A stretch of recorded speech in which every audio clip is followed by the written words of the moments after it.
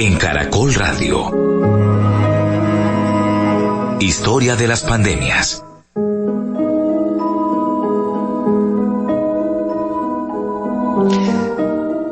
Lo muy pequeño, lo invisible, lo que no vemos, pero está ahí, es lo más letal que nos rodea.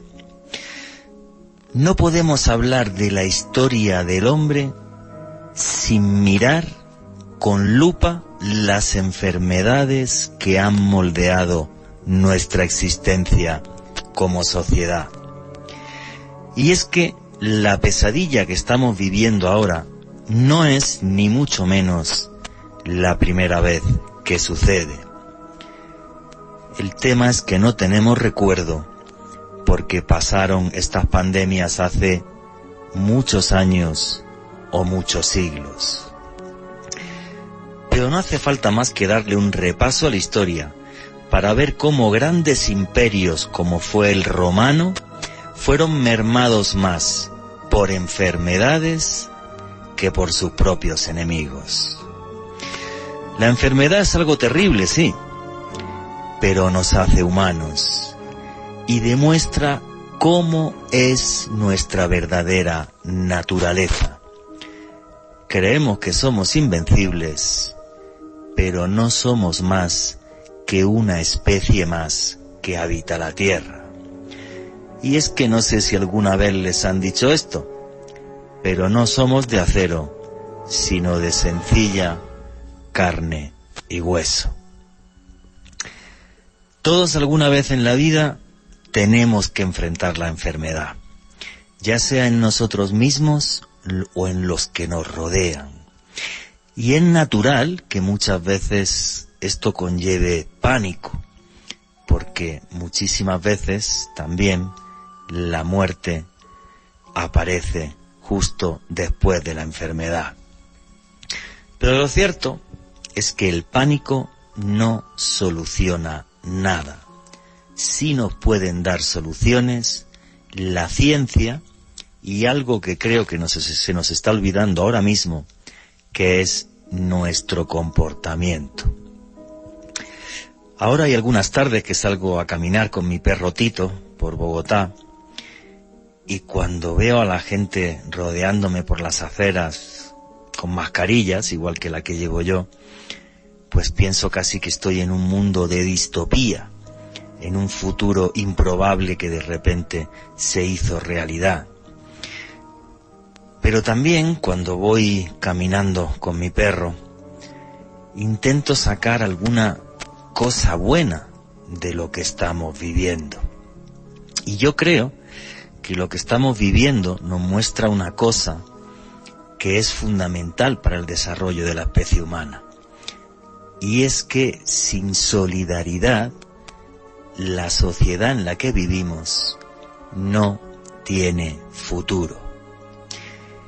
Y he de decir que me parece muchas veces increíble, por no decir hasta patético, que haya discusiones políticas en torno a la pandemia, como si la política tuviera que ver algo con esto de la enfermedad y la ciencia, que es la que debería en este caso guiar lo que sucede. Y es que además yo soy uno de los que está convencido de que la única forma de salvarnos de toda esta locura es que como sociedad estemos unidos.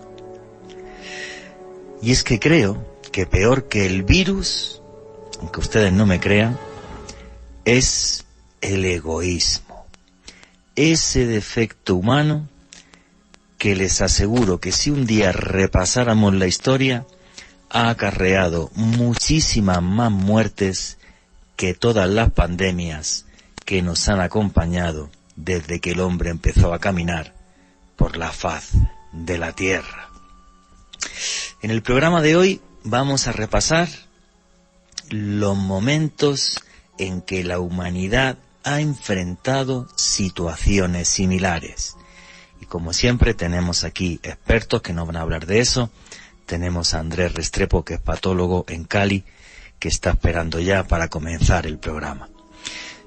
Pero esta tarde, cuando estaba aquí en casa trabajando y repasando esos momentos de la historia, tengo que decir que me sorprendí, porque siempre que hubo estas grandes pandemias, aparte del número de muertos, X, B o Z, el resultado al final siempre era el mismo.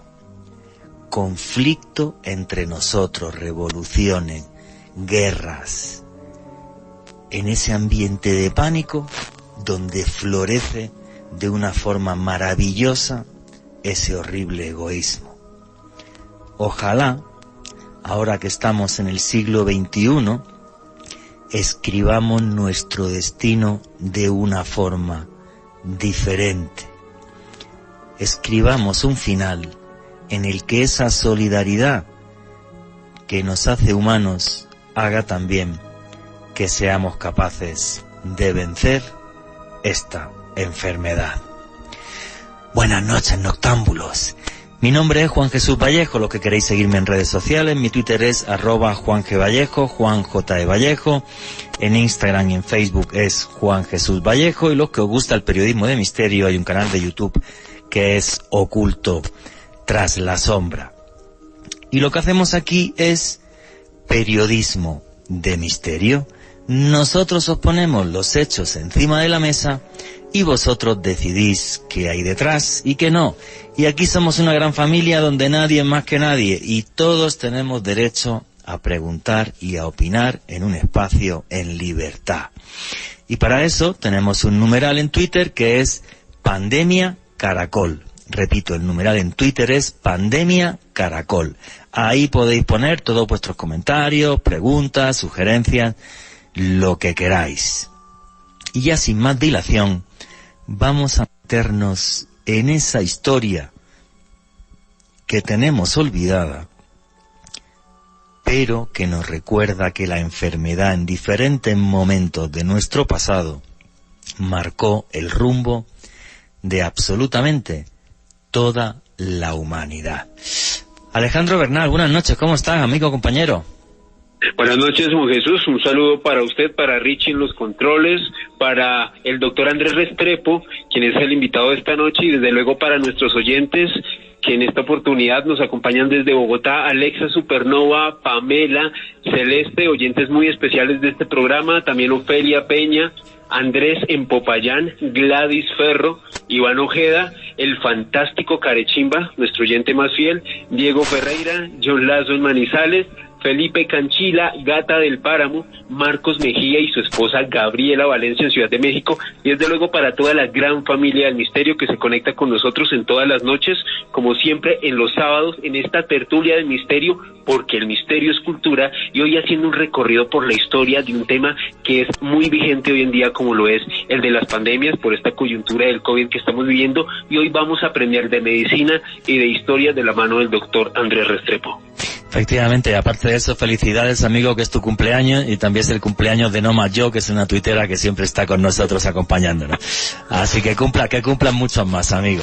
Bueno, vamos a meternos ya en tarea. Andrés Restrepo, doctor, patólogo, que está ahí en Palmira, en el Valle del Cauca. Buenas noches, Andrés, un placer tenerte otra vez aquí en este espacio en Caracol Radio. Buenas noches, Juan y Alejandro, ¿cómo están? Un saludo para ustedes y para toda la audiencia. Muy bien, amigo, pues muchísimas gracias. Pues a mí me parece interesantísimo este tema, que lo hablé contigo por teléfono hace ya unas semanas, o creo que fue incluso meses, porque creo que nos recuerda que esto no es la primera vez que pasa, ni muchísimo menos. O sea, todas las sociedades y las grandes civilizaciones, como fue por ejemplo el caso de Roma o los griegos, se han tenido que enfrentar a situaciones como la que estamos viviendo ahora, ¿no, Andrés? Sí, así es, y realmente vale la pena recordar a Magneo, un gran pensador, que dice que la historia de la humanidad se ha movido de este a oeste a medida del desarrollo, y ese impulso histórico, esa flecha, como lo llama, ha estado modelada por las pandemias. Las pandemias han logrado como reguladores del desarrollo de la humanidad, han estado ligadas a nuestro avance, y y declive de las sociedades desde el inicio que tenemos registros históricos, ¿no? Claro, que eso es lo que me parece más curioso del programa de hoy. No solo vamos a hablar de esas pandemias que moldearon el mundo, sino que vamos a demostrar, para la redundancia, que llegaron a moldear sociedades durante decenios y durante siglos incluso. O sea que es una lucha que tiene el hombre desde hace mucho tiempo. Pero como de tiempo vamos muy justito, y además te aviso que dentro de 4 o 5 minutos tengo que cortar para darle paso al boletín deportivo, ¿vale? La pandemia parece ser, y ahora me lo confirmas tú o no, Andrés, que tiene unos primeros registros históricos. Sería algo que se llamó la peste de Atenas en torno al año 430 a.C. ¿Esta sería la primer pandemia registrada que le queda claro a la medicina que existió, o hay alguna anterior a esta, Andrés? Juan, realmente sí, es la primera pandemia en la que existe un registro aproximado. Las enfermedades infecciosas han existido siempre. Hay que tener en cuenta que el ser humano en un principio era nómada, y la aparición del sedentarismo y con ello la invención de la ciudad llevaron al florecimiento de las infecciones, y con ello la historia de las pandemias y sus experiencias son un reflejo de que, a pesar de la tecnología, como vamos a ver hoy, en muchos aspectos el ser humano sigue siendo el mismo a lo largo de la historia. Mucha información de las pandemias está perdida y es irrecuperable.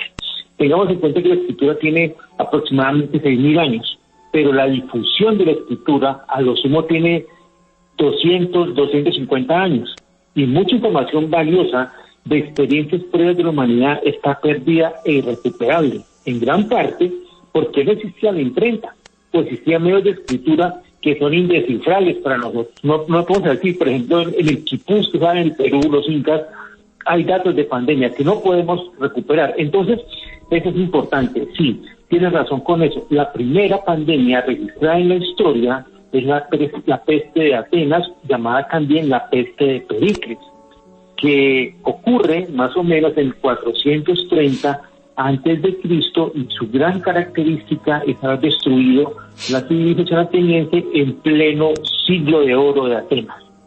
Estos registros se deben a un individuo llamado Tucídides, que registró con bastante detalle las características de esta pandemia, y lo logró en parte, como lo dice uno, porque él fue víctima de ella.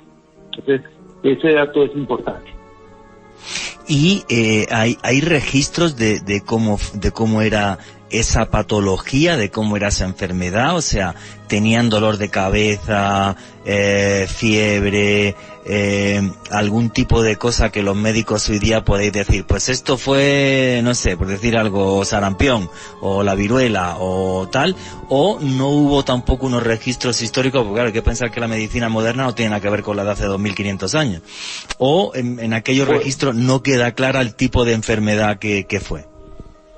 Bien, Tucídides hace una descripción, habiendo sido víctima de la enfermedad, de algunas características, y entre esas características habla de presencia de fiebre y obnubilación de la mente. Hay que tener en cuenta que en griego la palabra nube, o la palabra tifo, significa nube, ¿sí? Y viene el término obnubilación de la mente. Si uno transpone esas definiciones y otros síntomas más de los cuales él hablaba a la medicina moderna, tenemos todas las características para pensar que lo que causó la peste de Atenas fue una salmonelosis, una fiebre tifoidea, una enfermedad que es conocida hoy día y que es plenamente tratable, ¿sí? Entonces, esa es la característica de ella. Ahora, Tucídides también hace una descripción importante, y es que él habla que la enfermedad venía de África, posiblemente de Etiopía o de Egipto, luego estuvo en la isla de Lemos, comprometió una población allá, y luego llega a Atenas. Y esa es justamente la razón por la cual, al haber comprometido sitios geográficamente distantes con los mismos síntomas, que se le considera la primera pandemia que afecta a la humanidad. Ahora, el problema grande, dime, Juan. No, simplemente que sí, 31, que tengo que darle paso al boletín deportivo. Pero ahora mismo seguimos y nos cuentas eso con detalle, eso de la onnubilación de la mente, que me ha sonado como si esta gente tuviera incluso unas fiebres tan altas que tuvieran hasta delirios o algo así. Pero ahora me lo comentan, le damos paso al boletín informativo deportivo y ya mismo seguimos. Muchas gracias, Andrés. Le damos paso a los deportes y ya mismo seguimos aquí en Caracol Radio.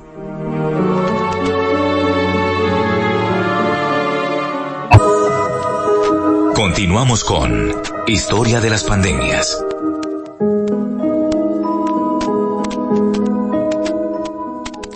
Y aquí continuamos con los especiales de periodismo de misterio en Caracol Radio.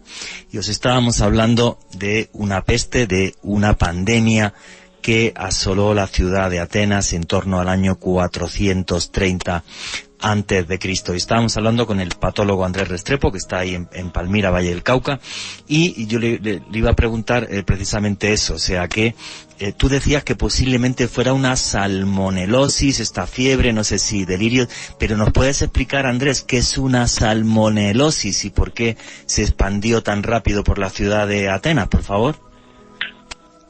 Bueno, es una infección producida por una bacteria llamada Salmonella typhi, que tiene como particularidad que prolifera en condiciones de pobre higiene, con aguas o alimentos contaminados. Entonces, y el mecanismo de transmisión es relativamente sencillo. Es una bacteria que tiene cierta poca tolerancia al ácido gástrico, el cual la elimina con cierto grado de eficiencia, pero cuando el inóculo bacteriano que se ingiere es alto, sobrepasa la capacidad y entonces prolifera, produciendo la infección. Y la infección obviamente pues no tiene complicaciones gastrointestinales y en otros sistemas que termina llevando sin tratamiento efectivo a la muerte. Obviamente estamos hablando de un momento histórico en el que los antibióticos no eran conocidos. Entonces, la posibilidad, a pesar de que se presentan brotes epidémicos de salmonela hoy día, es normal que eso suceda en cualquier parte del mundo, una pandemia de esas proporciones no es viable hoy día. ¿Por qué? Porque tenemos el arsenal de antibióticos listos para lograr el control de ella. Pero en este momento antiguo de la humanidad, pues no había nada que hacer. Listo. Y otra de las cosas que fue crucial, creo también, es que la ciudad de Atenas en ese momento estaba sitiada por los espartanos. Y hubo mucha gente de la población rural que fue, y entonces, claro, el hacinamiento, me imagino que aumenta la falta de higiene y provoca más muertes y más contagios. ¿Es así, Andrés, o no? Sí, por supuesto. Tenemos que recordar que por más avanzada que fuera la civilización ateniense, ellos no tenían una cosa que sí empezaron a tener los romanos, que era acueductos, ¿sí? Y el agua, así no fuera tratada, era agua fresca la que corría. En Atenas no ocurría eso. Entonces, ellos estaban en ese momento histórico en la llamada guerra del Peloponeso, entre Atenas y Esparta, y eso llevó a que la gente de las poblaciones rurales se refugiara en la ciudad. Y esto elevó exponencialmente el riesgo de contagio a un nivel que no había existido antes, porque se trataba en ese momento de la ciudad más poblada, ¿sí?, de la humanidad en pleno esplendor. Y cuando hablo de esplendor, no solamente hablo de esplendor intelectual y militar, sino esplendor económico también. Sí, entonces Atenas en ese momento podría ser una ciudad comparable a Nueva York, entonces sí, claro. Desde ese punto de vista es importante tenerlo en cuenta. Ahora, una semejanza de esta primera pandemia, la pandemia de la peste de Pericles, y la pandemia que tenemos en este momento, es que la peste de Pericles, al igual que casi todas las pandemias, entraron a una ciudad por el puerto, ¿sí? Así como el COVID-19 entró a todos los países por la actividad comercial y militar de aeropuertos y puertos, ¿sí? Entonces, eso es una cosa importante.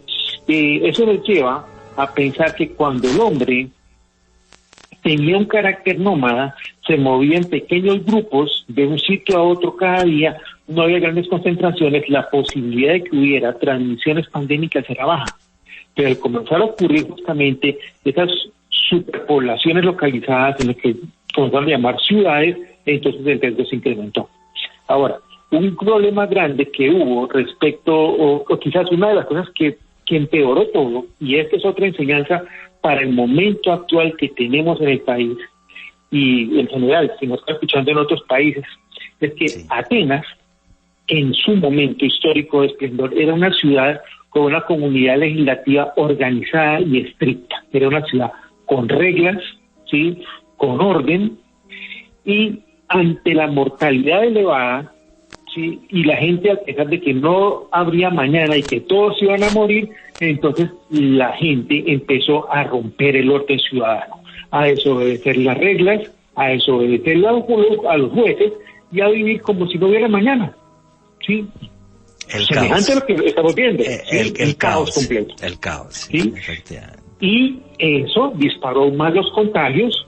Además, los enfermos, obviamente, por la propia sociedad fueron aislados y maltratados, y estos, muchos, hay datos escritos de ello, comenzaron a migrar sin control por las calles, algunos en actitud agresiva, vengativa, ¿sí?, y diseminaron aún más la enfermedad.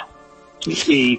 Y finalmente, un dato importante, de lo poco que se recuperó de Tucídides, es que dejó un aporte muy valioso para la medicina, y es que registró que la enfermedad deja inmunidad.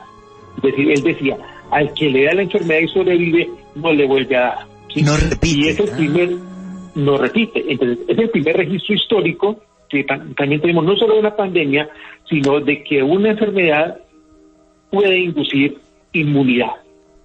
Qué curioso, ese dato sí que no tenía absolutamente ninguna idea, me parece abrumador. Y otra cosa que me parece muy interesante para toda la gente que nos está escuchando, lo que tú dices, no solamente en Colombia, nos escuchan en México, Costa Rica, Panamá, Argentina, Chile, Perú, me estaban escribiendo hace un ratito. Efectivamente, el tener un mínimo de capacidad de disciplina y de orden va a hacer que esto sea mucho más llevadero. Pero bueno, vamos a seguir por esa historia de las pandemias, que hay varias que contar, y vamos a ir a la segunda gran plaga que está registrada también en la historia. Y esta afecta ni más ni menos ya que lo que sería al Imperio Romano, además en una época de apogeo, porque estamos hablando del siglo II después de Cristo, lo que se conoce como la peste antonina. ¿Qué fue la peste antonina, Andrés Restrepo?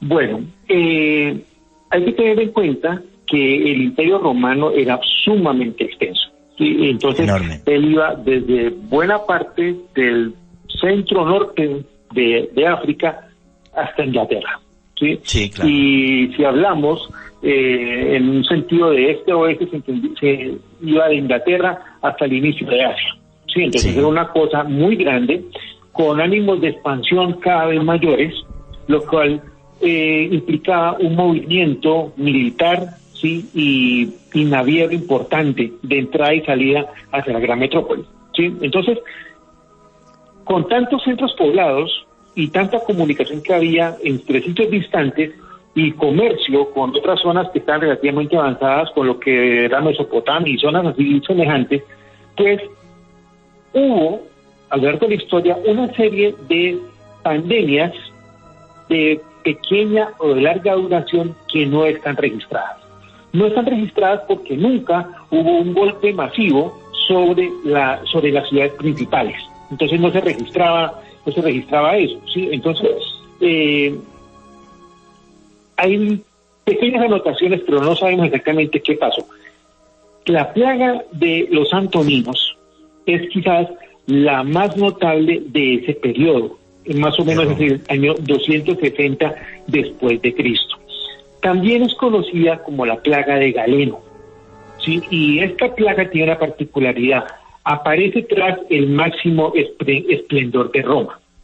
En este momento, Roma había estado bajo el dominio o el mando de una serie de emperadores muy buenos que trajeron gran prosperidad al imperio. Sí, entonces había un florecimiento económico, militar, intelectual, científico de la ciudad, y Roma, en ese momento, en su máximo esplendor, bajo el dominio de los antoninos, alcanzó a tener más de 1 millón de habitantes. Sí, tan grande era el imperio que tuvieron que repartirse el mando, ¿sí? entre familiares. Entonces, el emperador Marco Aurelio, que era un gran emperador, un individuo rígido, de mano dura, el típico emperador que conocemos, y tenía un hermano medio llamado Lucio Vero. Al parecer, esta enfermedad fue la viruela. La viruela. La viruela. Los datos estadísticos han demostrado que esta enfermedad fue la viruela. Y luego de esta peste de los antoninos vino la caída del Imperio Occidental Romano. Recordemos que el Imperio Romano tuvo dos componentes, un componente occidental y un componente oriental. Ok, una pregunta que te quería hacer, que además me imagino que está en la mente, no sé también si de muchos oyentes o no. Una es si nos puedes describir un poco la viruela, pero lo más importante es, la viruela se erradicó del planeta hace varias décadas, pero hay un par de laboratorios que la siguen conservando. ¿Esto realmente tiene interés científico y merece la pena que se conserve el virus? ¿O tú eres de las que opinas que había que destruirlo? No sé si la pregunta es demasiado grande, porque te he dicho que le expliques a la gente un poco qué es la viruela. Y luego, claro, esto porque es que me parece un dato muy importante. O sea, la viruela hemos sido capaces de acabar con ella gracias a la ciencia y a las vacunas, pero hay un par de laboratorios que la siguen teniendo. Bueno, la viruela es una de las enfermedades más letales que ha conocido la humanidad. Otra particularidad es que es la única que se ha erradicado mediante vacunas, y indudablemente es una enfermedad que alteró el curso de la historia y llevó al declive de civilizaciones enteras, no solo en el viejo mundo. Al llegar la viruela al descubrimiento de América, prácticamente hizo desaparecer las civilizaciones taínas, las que habitaban en el Caribe, en lo que es las Bahamas, las Antillas mayores y menores, y afectó, lo peor de todo, a la civilización mexica o mexicana, ¿sí? En Centroamérica. A los aztecas. Correcto. La viruela se declaró erradicada en el año 79, en lo que es una de las victorias más importantes de la medicina moderna. La viruela causa la muerte más o menos al 30% de los afectados, y aquellos que sobreviven persisten con secuelas serias en piel, con cambios por esterilidad o con ceguera. Y el problema de la viruela realmente es que el modo de transmisión es muy fácil. Se transmite por contacto con el paciente o con sus secreciones o con fomites. ¿Sí? Fomites son objetos contaminados, por ejemplo, sábanas o toallas o almohadas. Entonces, el modo de transmisión es muy sencillo. Ahora, sí es cierto, el virus está erradicado desde el año 78, fue el último caso que se reportó, y existen algunas muestras del virus. Uno de ellos está en el CDC de Atlanta, otro está en otro laboratorio, si no estoy mal, en Europa, y pues básicamente alguna importancia científica debe haber en conservar ese ADN, probablemente pensando que el virus puede surgir espontáneamente, puede haber una mutación y a partir de eso pueden extraer fragmentos para hacer unas copias del ADN buscando tener una vacuna, porque entre otras cosas, la síntesis de la vacuna de la viruela fue algo sumamente complejo, ¿sí? Y lograr no solamente la vacuna, sino conseguir que llegar a todo el mundo fue una tarea muy compleja. Sí, yo no sabía que 1 de cada 3 personas prácticamente que contrae la viruela fallecía y además te deja secuelas terribles. No sabía que era tan tremenda, la verdad. Incluso con la medicina moderna el dato me parece aterrador. Alejandro Bernal quería contar alguna curiosidad o algo. Sí, Juan Jesús, hacer una pregunta al doctor Andrés, y es que hace mucho tiempo, pues leyendo algunos documentos y visitando algunas webs en internet, escuché que la viruela podría sintetizarse y utilizarse como un arma pues en una aparente guerra. ¿Es eso posible? ¿Cómo sería, pues, digamos, el concepto suyo, Andrés, como especialista? Pero Alejandro, es posible. Cualquier cosa puede ser utilizada como arma biológica. Si ustedes recuerdan, alguna vez hablamos en un programa hace tiempo de un arma biológica que utilizaron, utilizando justamente ropa contaminada contra el presidente Monroe, ¿sí? En lo que se constituye el primer ataque biológico de la historia de la humanidad, tratando de contagiarlo de fiebre amarilla. Bien, cosas así pueden pasar. Lo que pasa es que yo creo, y albergo esa esperanza muy en mí, de que haya un control muy estrecho sobre ese virus. No se le dé acceso ni a autoridades militares para su uso, ni mucho menos a grupos terroristas.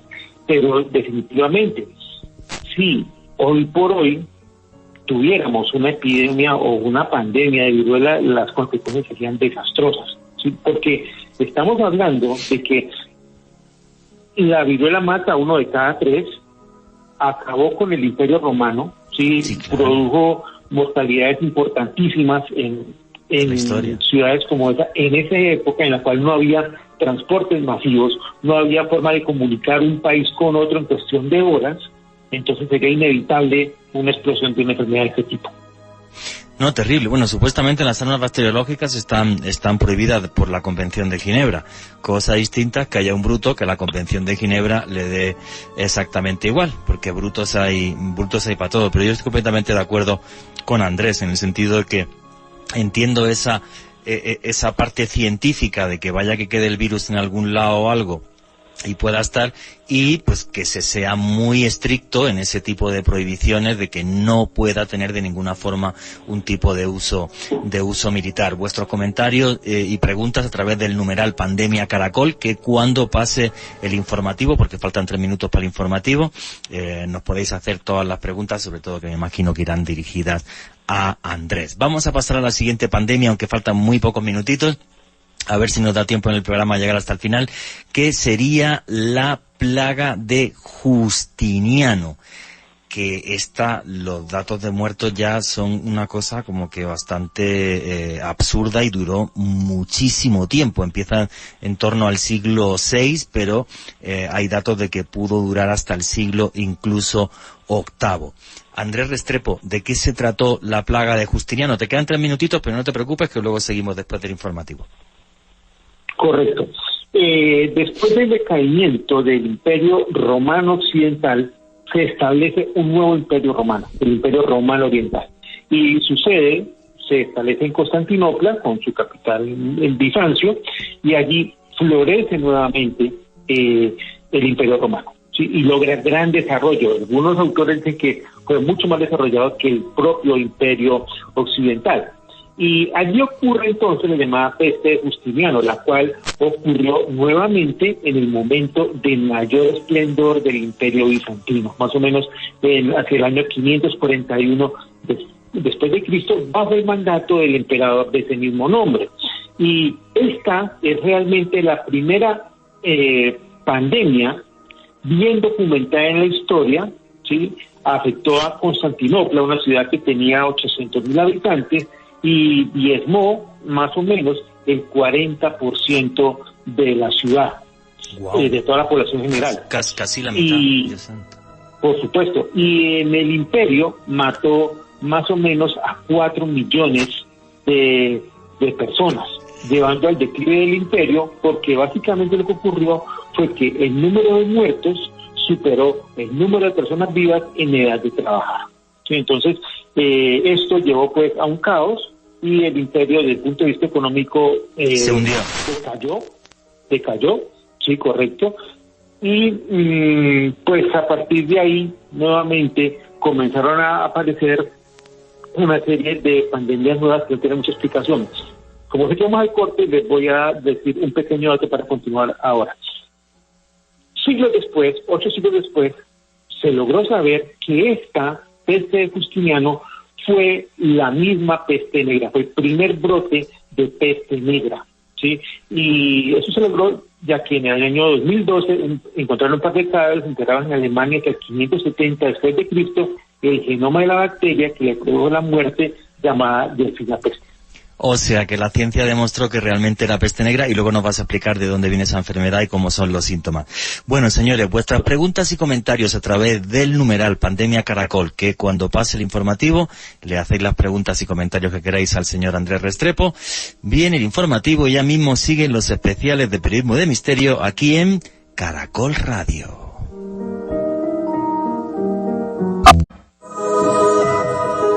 Continuamos con Historia de las Pandemias. Y aquí seguimos con los especiales de Periodismo de Misterio en Caracol Radio. Todas vuestras preguntas y comentarios a través del numeral Pandemia Caracol. Y yo estaba aquí repasando el numeral y hay una pregunta de Cecilia Arteaga Osorio que me parece súper curiosa. Y la pregunta es la siguiente, Andrés. ¿Qué tan cierto es que existe un lugar donde se almacenan todos los virus que se han descubierto? Yo nunca he oído eso. ¿Existe o no? No. Pues yo supongo que en sitios como el CDC de Atlanta pueden tener buena parte de muchos virus conocidos, pero todos me parece que es una labor imposible, sobre todo que hay virus que mutan y desaparecen por siempre, otros que surgen cada día, mutaciones de virus que conocemos ahora. Entonces es muy difícil tener un catálogo, un archivo de virus en general. Me parece que es poco probable. O sea, tantísimos virus hay, Andrés. Claro, Juan, y sobre todo hay una cosa que tener en cuenta, y es que los virus mutan constantemente y los vuelven diferentes. ¿Sí? Uno de los grandes temores hacia el COVID, el SARS-CoV-2, sí, es que el virus mute de una manera negativa, es decir, que brote hacia una cepa más agresiva. Puede ocurrir lo contrario, sí, como por ejemplo ocurrió con la gripe española. Pero un ejemplo sencillo, el virus de la influenza, sencillo, que ocurre cada año. La vacuna del año 2019 no sirve para el año 2020, porque normalmente el virus presenta mutaciones a lo largo del tiempo que impiden que sirva. Entonces, un solo virus puede tener millones de variantes. Entonces, eso dificulta las cosas. Muy bien, Alejandro Bernal, ¿qué más preguntas hay y comentarios? Juan Jesús, agradecer aquí a las personas que nos han convertido en la 10ª tendencia más importante de Twitter en Colombia. Aquí Andrés nos pregunta lo siguiente: ¿cuáles fueron los síntomas de la peste antonina? Bueno, la peste antonina tiene los signos clásicos de lo que es la peste negra, de lo que vamos a hablar pronto. Listo, ¿qué más preguntas hay por ahí? Aquí Edison Giraldo nos comenta lo siguiente: sabemos que la historia de la humanidad ha estado afectada por varias pandemias. ¿Cuál ha sido la más mortal, la que ha hecho más daño?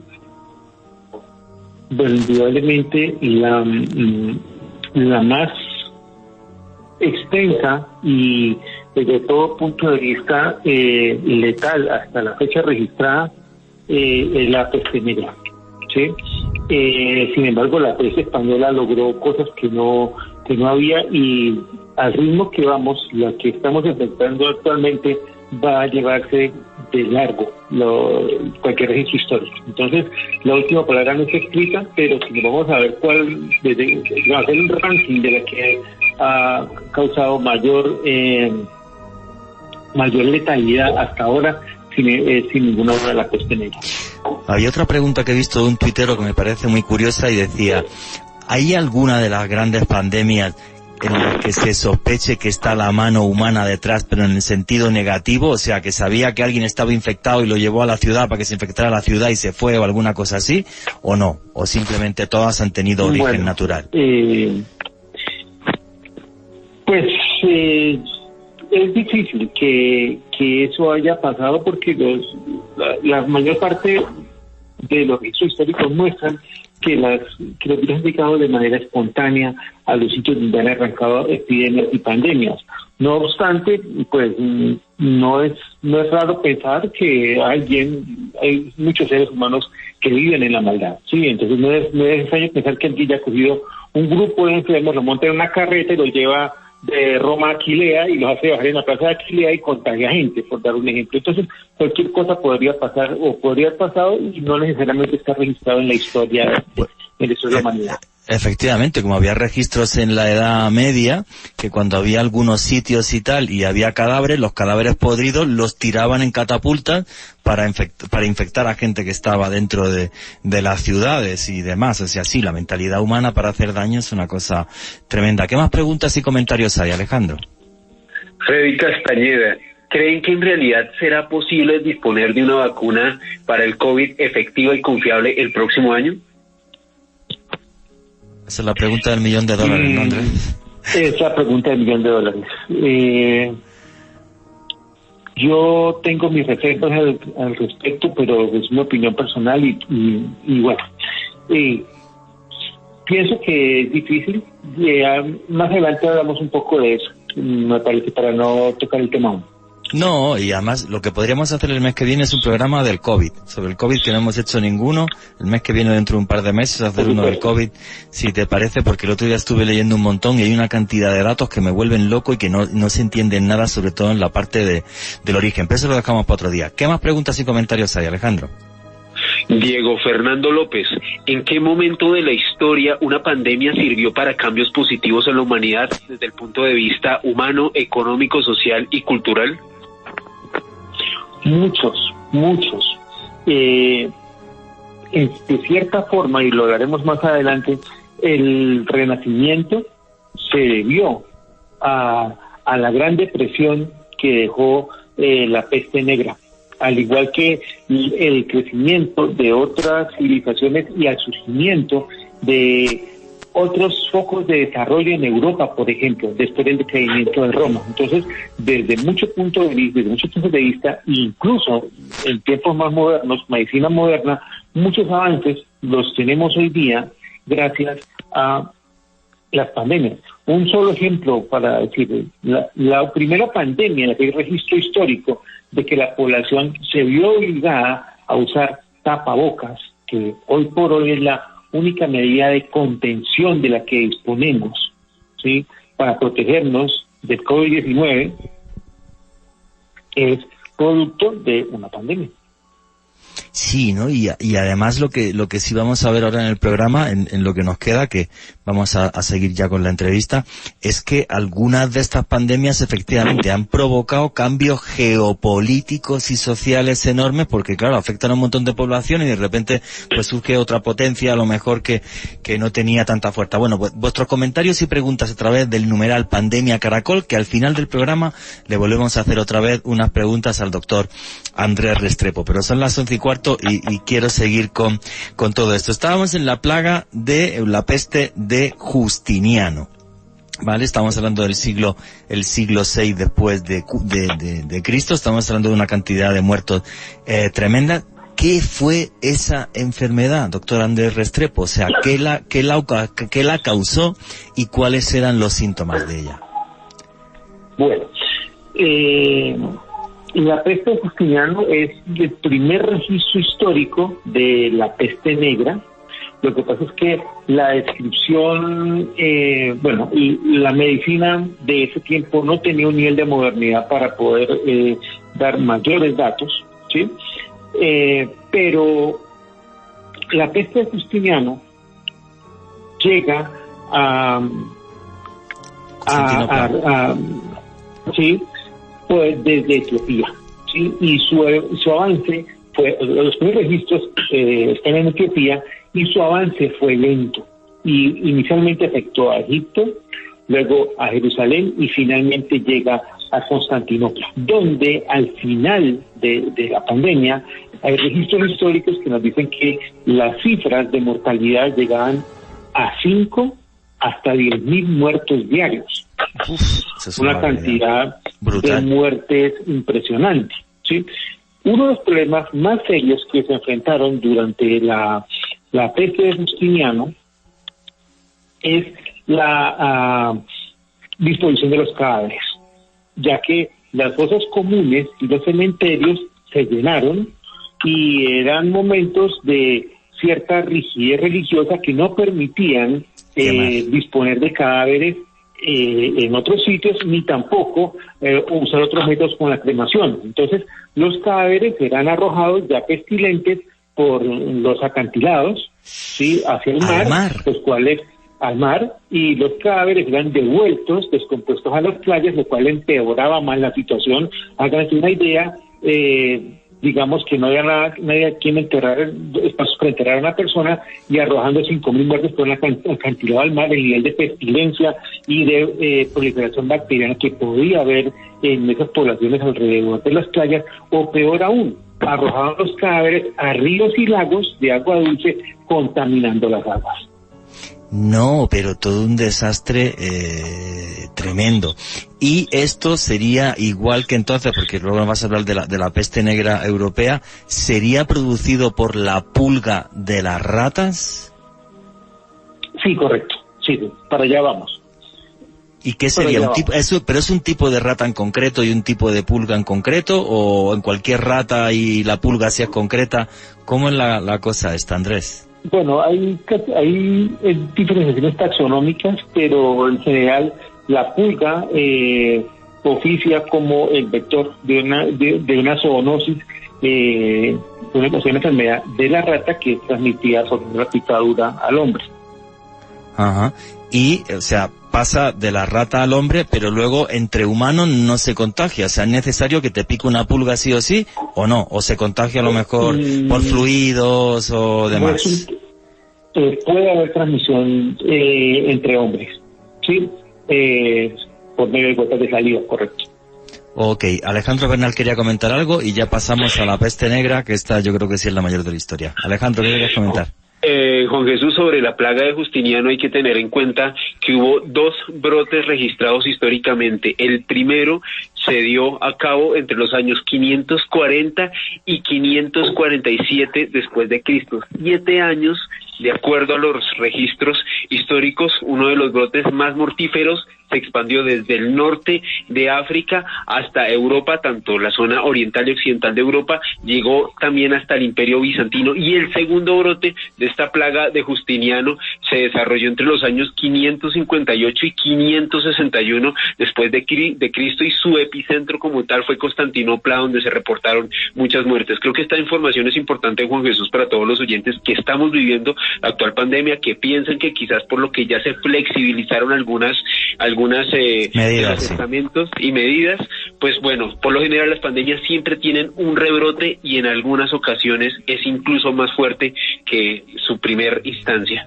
Bueno, fíjate lo que está pasando en Europa ahora, o sea, cómo está Madrid, ¿sabes? Así que, en fin, vámonos a el tema de la peste negra, que de esta se han hecho películas, series, se han escrito libros, porque estamos hablando ya prácticamente de una Europa apocalíptica por la cantidad de muertes que hubo, y nos tenemos que ir al siglo XIV. Andrés Restrepo, la famosa peste negra, de la que yo creo que todos tenemos en mente. En las películas los médicos se ponían como una especie de máscara que parecían un pájaro macabro, y creo que el pico se lo llenaban como de un algodón con alcohol o algo así, y pensaba que así no se contagiaban. ¿Cómo fue la peste negra y cómo afectó al mundo? Porque aquí sí estamos hablando ya de una convulsión mundial importante, ¿no? Sí, pero realmente, Juan, a pesar de que la peste de Justiniano desaparece, hay una continuidad desde el punto de vista nosológico entre la peste de Justiniano y la peste negra, porque es la misma. O sea que no se erradicó la pulguita de la rata, quedó en sitios esporádicos y se fue reproduciendo. Ni se ha erradicado, existe, ¿sí? Lo que pasa es que hoy día tenemos herramientas médicas que nos permiten controlar eso, pero hay cierta continuidad nosológica a pesar de que la pandemia se controló. Ahora, un par de datos importantes antes de venir a la Europa de la Edad Media.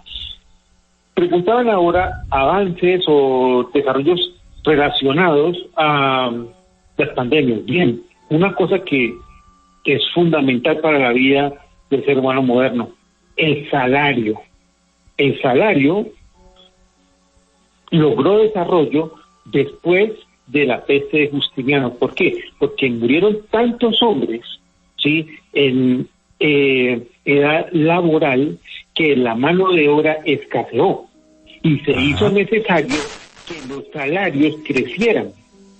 Y eso llevó a que se creara el primer fenómeno inflacionario registrado en la historia de la humanidad. Qué curioso, o sea, fue una transformación social total y absoluta, o sea, no hay mano de obra, si quiero obrero me cuesta más plata, suben los precios de todo, o sea, qué cosa tan loca, ¿no? No sabía ese dato, me parece súper curioso. Ajá. Y nos vamos entonces ya... Dime. Las tropas diezmadas entonces por la enfermedad perdieron los periféricos conquistados y la movilización de tropas a lugares en riesgo de pérdida diseminaron aún más la enfermedad a puertos marítimos y fluviales. Y eso creó pequeños focos de peste en sitios distantes de Constantinopla.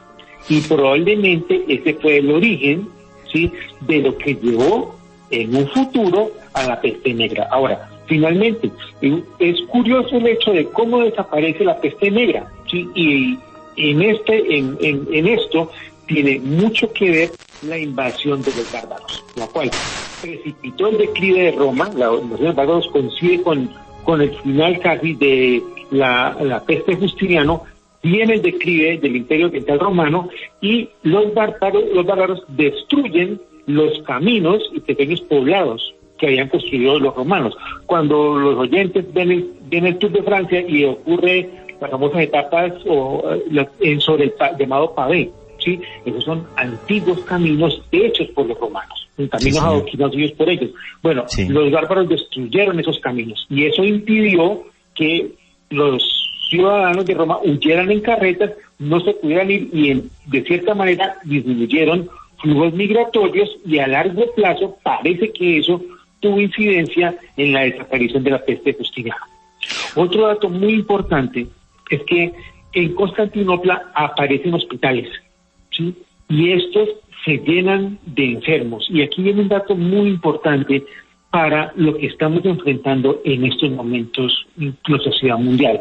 Y es que la peste de Justiniano y su evolución nos demuestra que los hospitales no detienen las pandemias. Lo que detiene las pandemias es el comportamiento de la sociedad y la prevención de las enfermedades. O sea, en el contexto actual, mientras la sociedad no cambie la conducta social y su comportamiento, no va a haber forma de detener la pandemia. Los bizantinos esperaban que las paredes de los hospitales detuvieran el progreso de la enfermedad, lo cual obviamente no ocurrió. Y hoy día, la sociedad moderna, año 2020, estamos esperando que la vacuna aparezca para detener la enfermedad. Y quizás eso no ocurra a corto ni quizás a mediano plazo, a pesar de que consigamos una vacuna efectiva. No, eso me parece un tema a tener súper en cuenta, cómo transforma esto a nivel social y a nivel geopolítico. Y fíjate, pues por esa guerra y esa intrusión de los bárbaros y cortar los caminos, se cortó las vías de transmisión de la enfermedad. Alejandro quería comentar algo, pero no estamos todavía con la peste negra, no hay datos de la peste negra, que estamos en la de Justiniano, que te conozco, que te vas a adelantar. Así que relax. Vamos a meternos ya de lleno en la peste negra. En la peste que asola a Europa en el siglo XIV, y como comentaba antes, en la que hemos visto películas, series, y bueno, y los médicos con esas máscaras enormes, con esos picos llenos de algodón, creo que era con alcohol. Andrés, la peste negra, o sea, sería una continuación, según dices tú, de esta peste de Justiniano, porque esas pulgas se quedan aisladas en algún pueblito, pero de repente como esas pulguitas hacen ¡bum! Como de una rata pasa a haber 1 millón y tanto millón de muertos. O sea, es una cosa muy loca. ¿Qué explicación científica tiene esto, Andrés? Bien. Ocurren brotes, ¿sí? Y al momento de la aparición, la peste negra era ya conocida, ¿sí? Sí, era conocida, estaba escrita, había libros y había tratados sobre cómo manejarla. Sí, obviamente eran manejos empíricos, pero sí, preparaciones farmacopéicas y esas cuestiones, pero se desconocía la causa real y el tratamiento.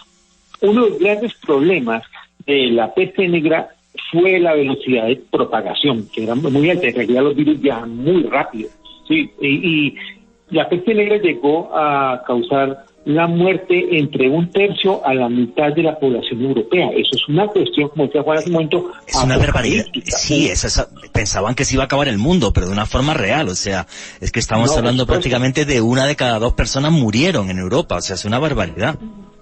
Más o menos. Hubo poblaciones en las que murió todo el mundo. O sea, no sobrevivió nadie. Y la peste llega a Europa Occidental a través de la ruta de la seda, es decir, a través del comercio de bienes de lujo. No era comercio que traían maíz, no, era bienes de lujo. Seda, oro, ¿sí? Rubíes, sí, claro. Correcto, y esos bienes se venían de Asia. Y varias curiosidades antes de meternos de lleno. 5 siglos después se descubrió la asociación de la peste con las ratas, ¿sí? Lo que comenzó a pensar a la medicina de esa época, que se trataba de una zoonosis, una enfermedad. Eso lo hemos descubierto. Eso lo hemos descubierto en el siglo XX, Andrés, que las pulgas de la rata provocaban la peste bubónica. Correcto. En el siglo XX. Todo ese tiempo se demoró. Madre mía, yo pensaba que antes, vale. Y claro, los seres humanos en aquella época convivían con ratas como convivió hoy día con uno con un gato, ¿sí? Y hablando de gatos, ¿sí? Una cosa muy curiosa es que la peste florece en épocas de un gran poder de la religión católica en Europa, ¿sí? Y entonces, de alguna manera, la religión católica había asociado la presencia de gatos con Lucifer.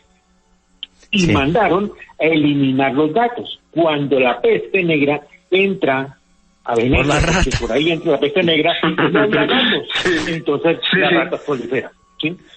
Más Dios o menos, santo, o sea que fue peor el remedio que la enfermedad, claro. Por supuesto. Durante la peste, la península tanto fue que después de ello comenzaron a traer gatos del norte de África. Por eso es que la raza felina doméstica predominante en Europa está muy emparentada con el gato persa. Esa es la razón por la cual tengo que importar gatos, ¿sí? Porque los habían matado a todos. Bien, en la península ibérica nada más se perdió el 65% de la población, que es un número abismal, y muchas teorías comenzaron a plantearse sobre su origen en esa época. La primera teoría es la que siempre planteaban a todos, los famosos miasmas, ¿sí? Un aire nocturno y maligno que traía enfermedades. Y ojo que ese concepto de los miasmas, deforme, pero aún así persiste en América Latina, el concepto del sereno, ¿sí? Que el sereno enferma. Bueno, que el sereno enferma, eso luego me lo cuenta. Cuéntalo ya, falta un minuto para ¿qué es eso del sereno enferma? Cuéntamelo, que me habéis dejado de piedra. ¿Qué es eso, Andrés? Hay gente que sale a la calle a 3 de la mañana, amanece enfermo por cualquier cosa y dice que fue el sereno que lo enfermó. Sí, hay una cantidad de mitos. Como que ha sido un parrandero tremendo y entonces Dios te ha castigado por poner los cachos a tu mujer o cualquier cosa. Algo así, más o menos. Sí, el sereno es como un monstruo abstracto que en algunas comunidades de América Latina persiste. Sí, en Colombia está arraigado, al menos aquí en el Valle del Cauca. Sí, qué curioso. Es una de las teorías acerca de las cosas. Y otra teoría es la contaminación de aire por partículas descompuestas que se permiten la respiración o por contacto con la piel, o incluso cosas mucho más allá. El paso de un cometa o un eclipse de sol que ocurrió en ese momento se asociaron como la causa de la peste. Dios santo. Bueno, pues antes de hacerte ya más preguntas, son las 11:30, vamos a dar paso al boletín de deportes y ya mismo seguimos aquí en Caracol Radio con los especiales de Misterio. Aquí en Caracol, venimos en unos segunditos. Continuamos con Historia de las Pandemias.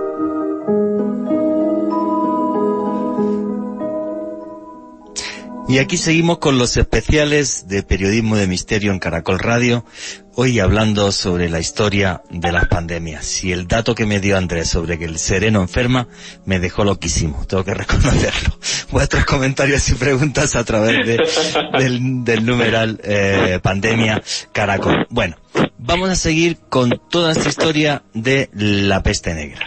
Y veníamos porque la peste de Justiniano, que la provocan también estas ratas con esta pulguita, pues se queda algún pequeño foco, y de repente aquí lo extraño o lo misterioso sería ese boom que de repente esa enfermedad se contagia por toda Europa, que además hay cierta, digamos, controversia científica sobre eso, sobre cómo fue la expansión, y hay alguno que defiende que no fue lo de las pulgas, que nos lo comenta Andrés, pero ¿cómo es la enfermedad de la peste negra, de esa peste bubónica? ¿Cómo son los síntomas y cómo son los enfermos de esta enfermedad, Andrés? Bueno, Juan, la bacteria se transmite de la rata a la pulga, la cual actúa como un huésped intermedio, y de ahí al humano pasa la enfermedad al inocularle bacilos, desde la pestis, en una picadura, ¿sí? La enfermedad lo que produce es aumento de tamaño de ganglios, principalmente en la axila, en la ingle y en otras partes, con producción de pus, fiebre alta y escalofrío. En la antigüedad, al ganglio linfático aumentado de tamaño le llamaban bubón, y de ahí viene el nombre de peste bubónica, ¿sí? Y se le llamaba también la peste negra, pues al alcanzar la sangre, el proceso infeccioso pigmentaba algunas áreas de la piel, produciendo las manchas de color negro. Bien, los investigadores citan el origen de la peste negra en el asedio de los mongoles a la península de Crimea, ¿sí? Ellos, los mongoles, arrojaban los cadáveres, los dejaban descomponer un poco, los arrojaban con catapultas sobre las murallas de las ciudades. Las ratas se alimentaban de cadáveres descompuestos, proliferaron las ratas, ¿sí? Y porque había comida suficiente para ellas, y igual que pasaba con los cadáveres que eran acantilados en la peste de Justiniano, y dispararon una epidemia de peste negra que produjo una gran mortalidad en la península de Crimea, ¿sí? Y allí, eso es plena ruta de la seda, y allí aparece entonces un foco de peste negra grande, importante, y hay una mutación de la enfermedad. En un inicio, la enfermedad que se produce ahí es el tipo de peste clásica, y esta evoluciona a la peste de tipo neumónico. Hay que tener en cuenta que existen tres tipos de peste: la peste clásica o bubónica, la que produce los ganglios grandes bubones, con pus y fiebre; la peste septicémica, sí, que produce un shock séptico o un cuadro patológico muy severo y produce la muerte rápidamente; y otra variedad que es la peste neumónica, la cual se transmite por gotas de salida, por vía aérea. Pues bien, en este caso hubo una mutación de peste clásica a peste neumónica. Entonces se contagiaba con mucha facilidad y lo hacía rápido. Bien, los mercaderes genoveses, que tenían una colonia comercial allí en la península de Crimea, al ver la situación,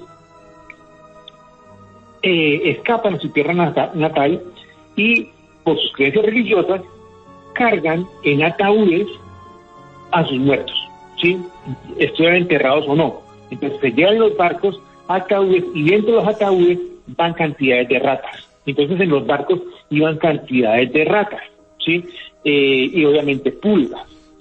Una cosa curiosa es que estadísticamente la morbilidad y la mortalidad de la peste negra en las ciudades era menor que en los campos, probablemente debido a que al haber más concentración de personas en las áreas urbanas, las pulgas tenían más personas para atacar, lo cual hacía la velocidad de contagio más lenta. Y eso fue una enseñanza grande para la estadística médica moderna. La progresión de enfermedades infecciosas transmitidas por vectores es más lenta cuanto más densa es la población. Bien, la peste negra afectó más o menos el 70% de la población de Europa, y miles murieron no solo por la peste, sino por desnutrición, porque no había cómo cultivar los alimentos. Principalmente por esta cosa murieron niños y ancianos.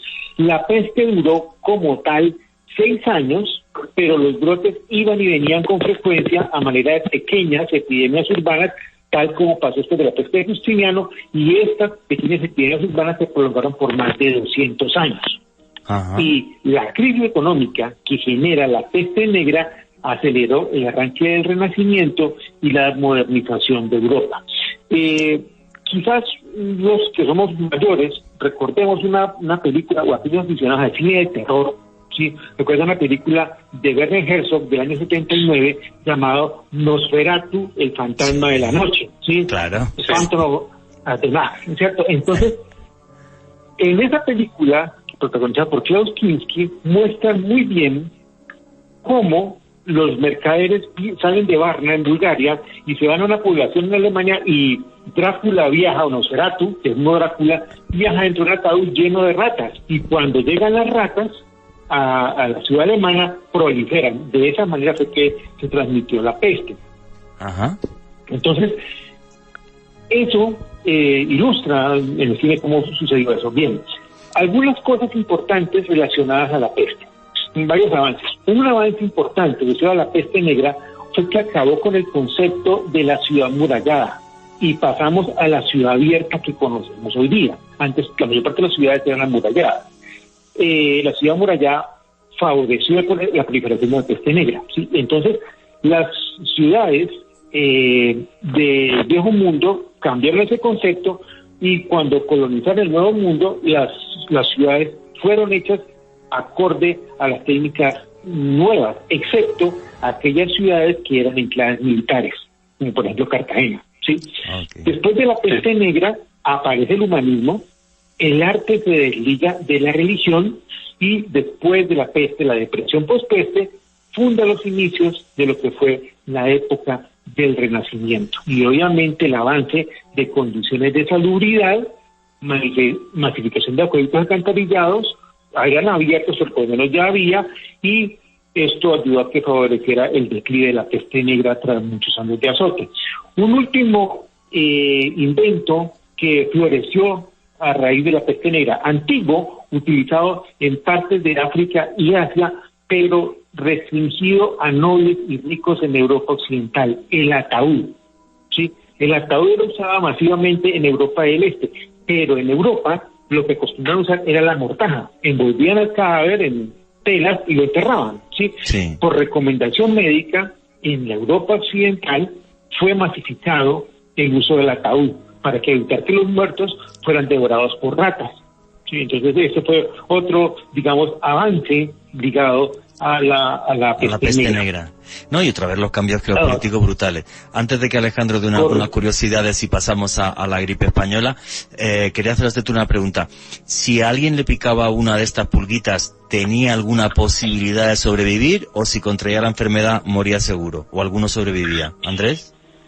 Bien, para toda enfermedad infecciosa hay dos factores que tener en cuenta. El primero es la cantidad del inóculo, es decir, la cantidad, en este caso, de bacterias que transfería la pulga. Y la otra, la condición inmunológica del individuo. Ahora, tenemos que ver que la población europea de esos siglos vivía en condiciones probablemente muy por debajo de una población pobre de un país subdesarrollado. Entonces, era muy fácil que la enfermedad proliferaba, pero depende de eso. O sea que alguno podía llegar a sobrevivir. Alejandro Bernal, quería dar algún dato curioso y pasamos a la gripe española, que vamos de tiempo súper justitos.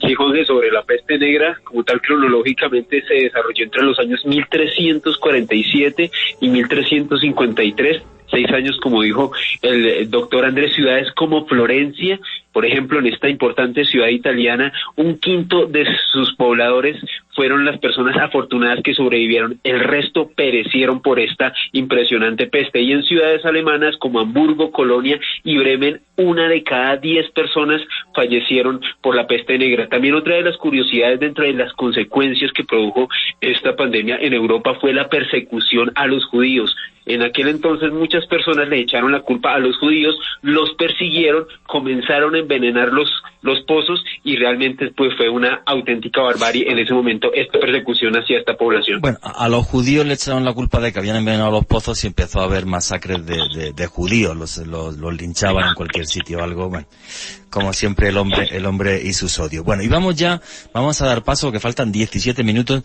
vamos a dar paso a la última gran pandemia, de la que sí tenemos fotografías y bueno, pues incluso algún recuerdo. Por ejemplo, mi abuelo me contó, que en paz descanse, de la famosa gripe española, que de española no tuvo nada, que era norteamericana, pero bueno.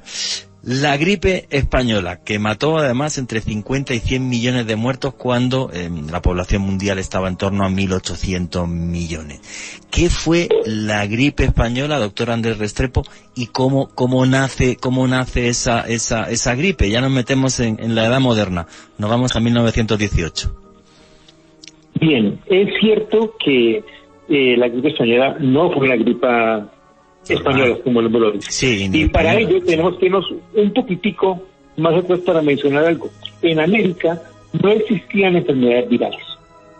La única enfermedad viral que comprobadamente, o el único virus que comprobadamente existía en América antes de la conquista española, pues el descubrimiento de América, era el HTLV1, un virus asociado al desarrollo de leucemia y linfoma, que llegó cuando pobladores cruzaron ese puente natural del estrecho de Bering.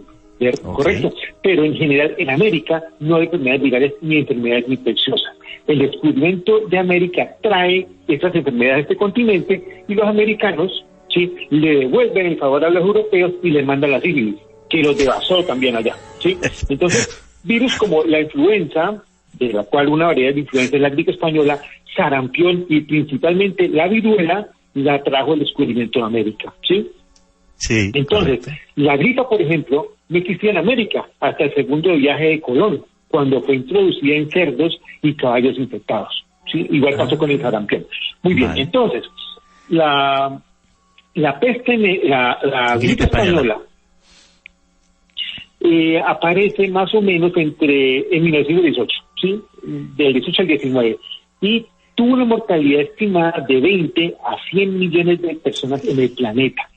¿Sí? Que eso es una barbaridad. El origen, hay reportes en cualquier rincón del mundo. Ahora, el dato por el cual el nombre de gripe española termina siendo el nombre de la enfermedad es muy curioso y se relaciona a la censura informativa que se impuso durante la Primera Guerra Mundial, ¿sí?, y la posguerra. Lo que sucede realmente es que esta fue la primera pandemia global que llegó a cada rincón del mundo. Se estima que todos los habitantes del planeta tuvieron contacto con el virus de la gripe española. Algunos no desarrollaron la enfermedad, tal como pasa con portadores asintomáticos del COVID-19, pero en general se estima que todo el mundo tuvo contacto con ello. Ahora, el 100% de la población mundial llegó a tener contacto con el virus de una forma u otra. ¿Qué es lo que hubiera pasado con el COVID si no lleváramos la mascarilla y demás? Vamos. Correcto. Y a pesar del nombre, como ya dijimos, la gripe española no se originó en España, sino en los Estados Unidos. Realmente, el primer brote documentado ocurrió en la base militar de Fort Riley, en Kansas. Y hasta allá, el presidente, Wilson, manda a un médico de Johns Hopkins de Baltimore a que haga autopsias y examine a los cadáveres, y es el doctor Welch, que luego describió otra bacteria más adelante, el Clostridium welchi, y Welch hace una descripción muy clara de lo que es la gripe española, y él recomienda que no envíen tropas a Europa, ¿sí? Él recomendó que las tropas se quedaran en Estados Unidos. Wow. Correcto, él recomienda que no envíen tropas a Europa, pero es un momento de volatilidad militar y económica mundial, predomina sobre cualquier concepto médico, envían tropas y un pequeño contingente militar de Estados Unidos llega a España, ¿sí?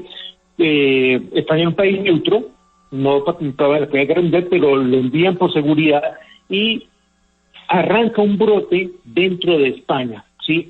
Y el problema es que Francia y Reino Unido y demás países involucrados europeos omitían liberar información de la pandemia. Para no desmoralizar las tropas que estaban en los últimos meses de batalla, y España, como era neutro, sí reportaba. Entonces, aparece información de una infección en España y le dan el nombre de gripe española. Okay, ahora, sí. España tuvo más o menos 8 millones de infectados y 300.000 muertos.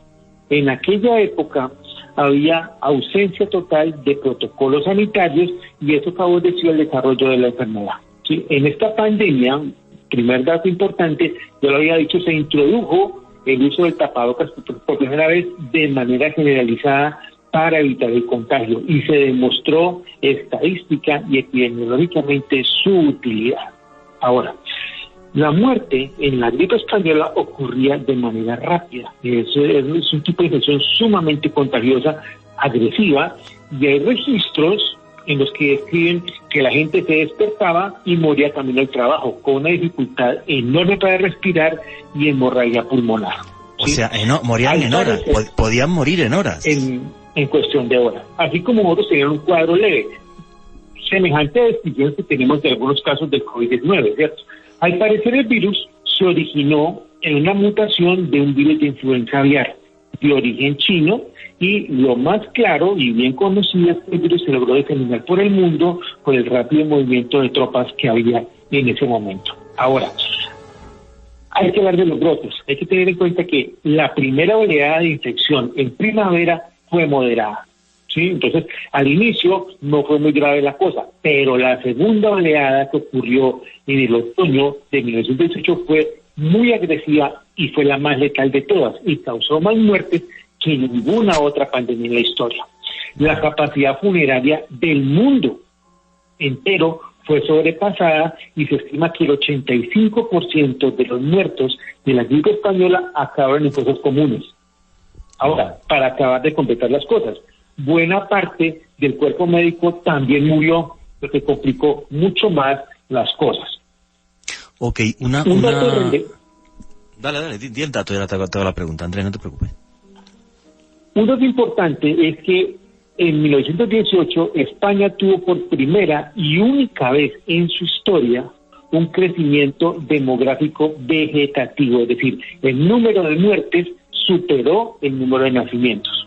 Ahora, la tercera oleada de la gripe española, ¿sí?, en la cual el virus mutó favorablemente, ¿sí?, disminuyó la capacidad infecciosa, la enfermedad se atenuó por sí sola y virtualmente desapareció, ¿sí? Entonces, ese sería el escenario perfecto de lo que tenemos ahorita. Ojalá algo así suceda, ¿sí? Pero es que hay una cosa que me parece muy curiosa. Tú estás diciendo que el segundo rebrote fue la cosa más mortal de la historia de la humanidad. O sea, hay que tener un cuidado con los rebrotes y luego de repente puede haber una mutación que sea, digamos, más benigna. O sea, pero esto en el fondo es una especie, con perdón, de lotería macabra. O sea, nadie sabe cómo puede llegar a mutar un virus así. O sea, sí, o sea, una lotería total. O sea, ni siquiera especular. O sea, no, eso muta sí, como la naturaleza. No hay forma de predecirlo, ni de tenerlo, ni influir en la mutación del virus. Algunos dicen que a medida que más población se enferma, más probable es que el virus mute de manera positiva, es decir, haciéndose menos agresivo. Entonces, eso es una teoría experimental. Nadie quiere experimentarlo en cuerpo propio, ninguna población quiere hacerlo, pero puede ser una posibilidad. En Estados Unidos se estima que hubo 500,000 muertes, ¿sí? Y en lugares como la isla de Samoa en el Pacífico murió más o menos 1 de cada 4 habitantes. En Colombia no fuimos ajeno a ella, y Colombia estaba bajo el mandato de Marco Fidel Suárez, ¿sí? Y la respuesta del gobierno colombiano a la pandemia fue tardía, y por esa razón en Colombia se le llamó a la gripe española el abrazo de Suárez. Aquí el abrazo de Suárez. Dios. El abrazo de Suárez.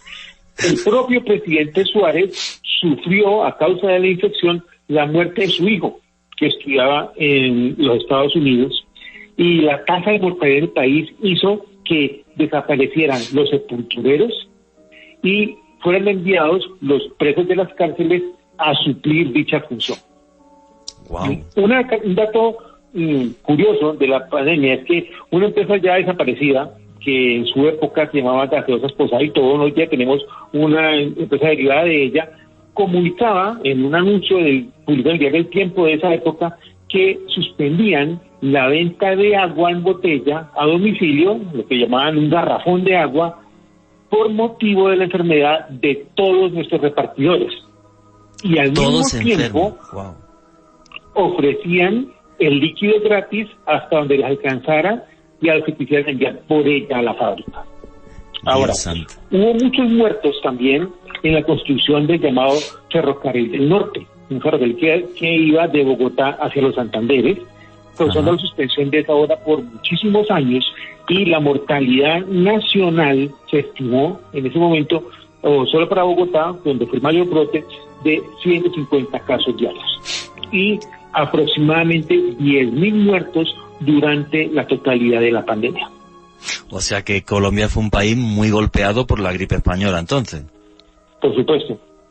Mucho. Teniendo en cuenta algo más, no había transporte aéreo a Bogotá. O sea, la vía aérea y el desarrollo del país entraba por dos puertos, básicamente. Barranquilla y Buenaventura. Pero principalmente Barranquilla, las vías de comunicación con Buenaventura eran muy precarias. Entonces, el desarrollo entraba por Barranquilla, seguía la línea del río Magdalena, llegaba a Girardot y de ahí a Bogotá. Probablemente a lo largo de toda esa línea de comercio del río Magdalena y en Girardot debieron existir inmensos brotes, sí, epidémicos de gripe española o de abrazo de Suárez que no se documentaron, al igual que en Barranquilla. Muy bien, mira, faltan 5 minutos, me gustaría que un par de preguntas de los oyentes, pero antes, Andrés, ¿cómo termina la gripe española? O sea, ¿se inmuniza toda la población porque ha tenido contacto con el virus? ¿Cómo es el final de un virus así? O sea, ¿por qué de repente desaparece en la historia, así ella sola? Bien, el virus muta, se hace un virus más suave, disminuye su velocidad de contagio y la enfermedad se hace menos agresiva. Entonces, al ser menos agresiva, las tasas de mortalidad comienzan a disminuir, la capacidad de contagio también disminuye, las tasas de ataque en la población se merman y entonces poco a poco la enfermedad se va extinguiendo. ¿Sí? Aparte de eso, como la segunda oleada fue tan agresiva, mucha gente ya se había infectado, muchos murieron, pero los que sobrevivieron generaron inmunidad, entonces se formó una inmunidad de rebaño, de gente inmune con correcto, y otro grupo de población que fue afectado por una enfermedad mucho más leve. Entonces, de esa manera la enfermedad virtualmente se extinguió. Faltan 4 minutos. Alejandro Bernal, ¿alguna preguntita de los oyentes? Sí, Juan, y aquí Diego Franco nos pregunta, ¿se podría catalogar el VIH como una pandemia aceptada para regular la población mundial? Bueno, realmente sí. Desde el punto de vista técnico, el VIH es una pandemia y la estamos viviendo en el momento. O sea, sí, claro, no ha desaparecido desde que arrancó. Y sí, correcto, es una pandemia. Ahora, que sea introducida a la población mundial con algún interés, no es cuestión de discusión, creo que no, pero sí es una pandemia real. Si quieres te lo respondo yo, además está en mi libro Conspiración, fue un invento de la Unión Soviética con un médico de la República Democrática Alemana. No hay ningún tipo de base en que el virus VIH fuera creado, fue un tema de desinformación. Alejandro Bernal, una pregunta más queda. ¿Es verdad que cada siglo hay una gran pandemia? Ah, es verdad, eso que en redes sociales no para de salir. Cada 100 años se repite, cada 100 años se repite. ¿Eso tiene algo de cierto o es simplemente una casualidad, Andrés? Si nos vamos al punto de vista histórico, hay hechos fehacientes que muestran que ocurre. Si vamos al punto de vista científico puro y técnico, no hay ninguna razón científica de peso para decir que es un proceso cíclico que afecta a la humanidad. La principal prueba de eso es la diferencia de agente causal de cada pandemia que ha habido a lo largo de cada siglo cuando se presentan nuevos episodios. Entonces, no queda otra opción desde el punto de vista científico que aceptar que se trata de cuestiones de la casualidad. Perfecto. Bueno, pues faltan 2 minutos y ya vamos a ir despidiendo el programa. Y Andrés Restrepo, pues para que nos des tus conclusiones sobre esta historia de las pandemias y algún consejo sobre lo que estamos viviendo ahora, por favor. Bueno, en realidad las pandemias han estado siempre con nosotros. El mundo no se ha terminado por la presencia de pandemias, pero el futuro de la humanidad depende de cómo asumamos las pandemias y del comportamiento que tengamos frente a ellas. Y hay un hecho real y y comprobado, y es que la capacidad de infectarnos existe, y si no tomamos precauciones para hacerlo, vamos a infectarnos. Ahora, es cierto, hay cantidad, todo el mundo tiene miles de ejemplos para decir de gente que conoce que ha sobrevivido al COVID-19, pero también tenemos cantidades de ejemplos para demostrar de que el COVID-19 es una enfermedad letal. ¿De acuerdo? Entonces, desde todo punto de vista, la mejor forma de sobrevivir a ella es buscar no infectarse. ¿Cómo lo logra uno? Previniendo el contagio. Sí, entonces hay que ser prudentes, hay que tomar medidas de distanciamiento, hay que usar el tapabocas y hay que ser lo más precavido que uno puede hacer para evitar el contagio sin que se afecte el desarrollo normal de la vida como la conocemos, ni tampoco interrumpir la humanidad, porque si no vamos a llegar a parálisis económica otra vez y el mundo va a llegar a una edad. Andrés, muchísimas gracias. Un placer, como siempre, tenerte aquí en Caracol Radio y queda pendiente el programa del COVID. Alejandro Bernal, tiene 10-15 segundos, no hay más tiempo. Juan, invitar a los oyentes a una charla, Juan Jesús Vallejo y este servidor, jueves 29 de octubre, detalles en mi Twitter, @alebernalpress con @S. Muchas gracias, Juan Jesús. Bueno, señores, pues yo creo que lo que nos enseñan las enfermedades, primero es que somos humanos y que tenemos muchas debilidades. Segundo, que la solidaridad es lo que puede hacer que nuestra sociedad siga adelante. Así que sean, por favor, solidarios. Y nunca olviden que vivimos en un mundo mágico porque está repleto de misterio.